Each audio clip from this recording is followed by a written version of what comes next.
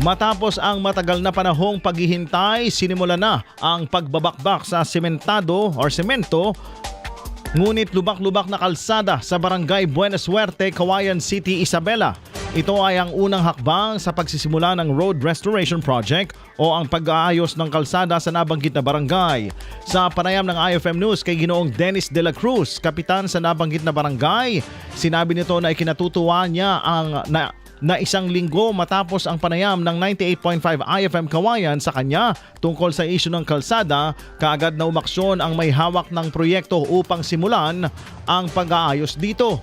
Aniya, laking pasasalamat niya sa LGU Cauayan dahil napabilang ang kanilang barangay sa nilaanan ng pondo para sa pagsasaayos ng kalsada. Katulad ng nabanggit na ng kapitan, sa unang panayam ng IFM News team sa kanya, muli nitong binigyang diin ang positibong epekto ng nabanggit na proyekto sa mga residente, partikular sa mga magsasaka, oras na ito ay matapos na. Unang-una, gusto kong bumati ng magandang umaga sa ating idol. Good morning.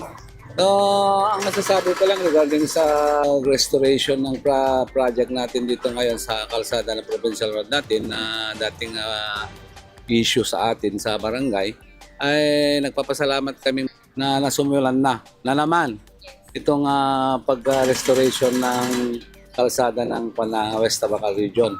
Nagpapasalamat din kami itinugunan yung ating mga hinaing para matapos na itong problema natin na daanan. Nagpapasalamat din ako kay Mayor, kay Vice Mayor, tumugon sa ating mga problema regarding sa ating mga daan.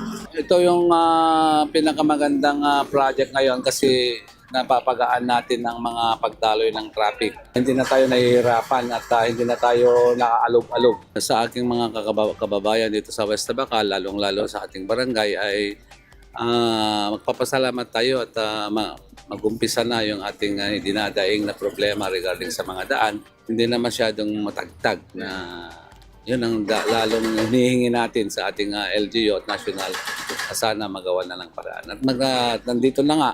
At maraming salamat sa ating mga City Council at saka national.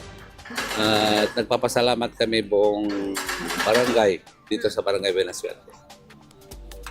Sa ngayon, wala pa namang mabigat na daloy ng trapiko sa lugar, subalit inaasahan na kapag nagsimula na ang excavation ng nababakbak o nabakbak na semento ay posibleng isara ang daan. Dahil dito, isa sa kanyang nais matutukan ay ang pagkakaroon ng maayos na alternative traffic route para sa mga biyahero bago pa man tuluyang simulan ang pagsisemento ng daan. IFM News.